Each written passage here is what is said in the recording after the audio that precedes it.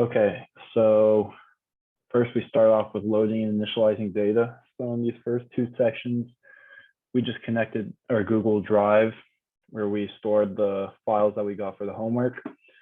And those were already ran, and the notebook and the Python file are in the local directories.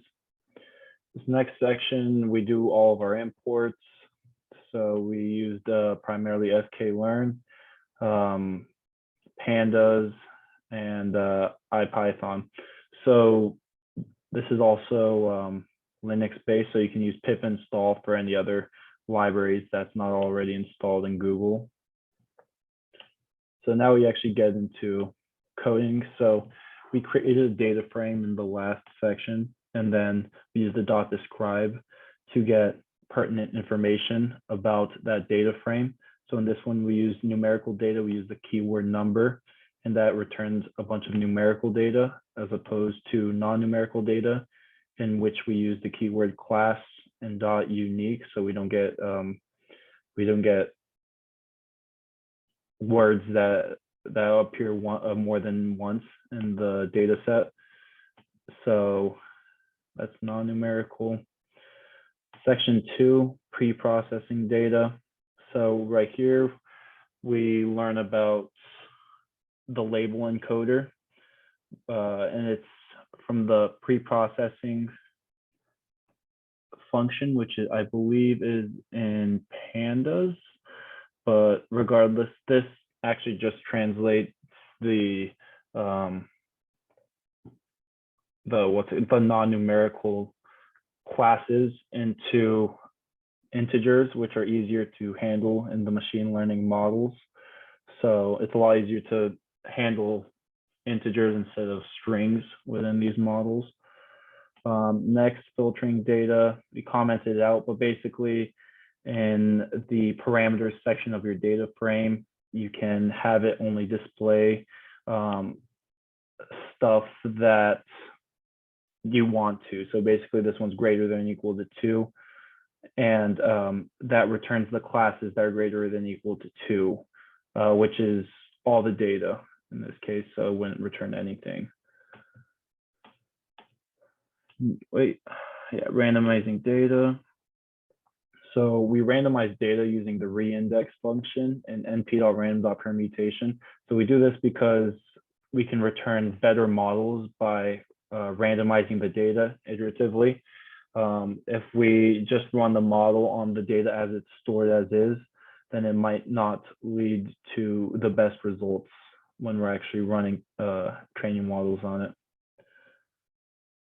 Okay, so these are basically a couple methods that we can create. And for example, in the first method, we created a new data frame in which we created our own, we created our own sections that we wanted to work with. And in this section, we show that you can copy this data frame, and you can actually create your own sections based on, say, the multiplication of two separate collections that are already in place. And then you just return that. In this one, we just created a new one, used features that were already available, and then made a copy of it and returned it. So, all right, next section.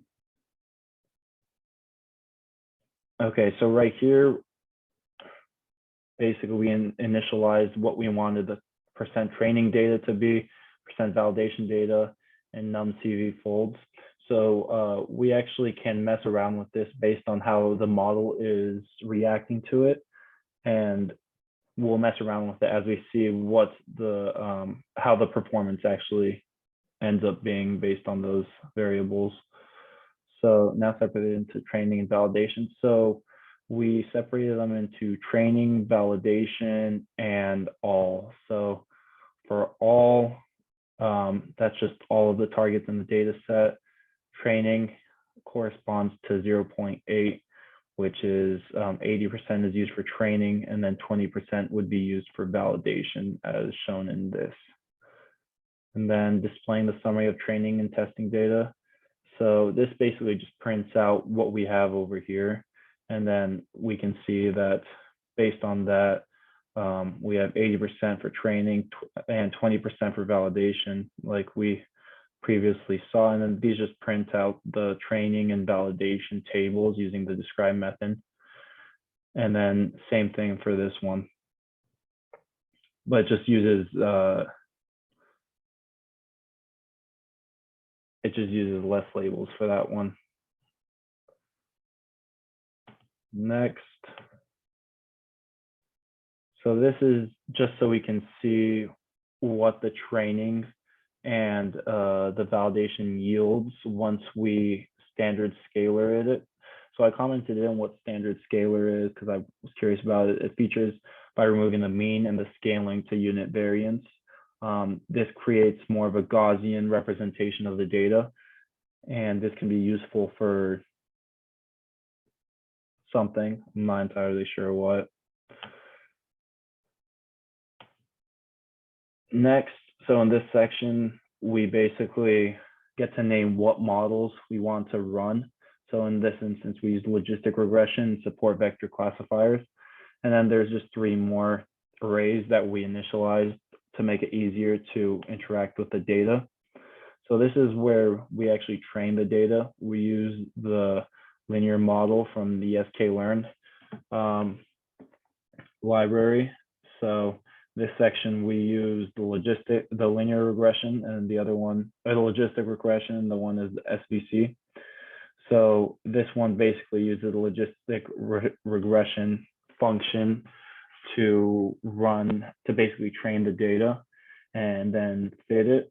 And then the same is done over here. And then we print out the parameters as they appear in the data. So this next section, we basically make predictions based on the data that we trained. So if we run it, we can see we iterate over the models that we actually wanted to run. The predictions are used on the dot predict. I actually looked up the dot predict, enables us to predict the labels of the data values in the function. So as you can see, the prediction and the actual, they disagree in some areas for this. And then right here, so this top one is the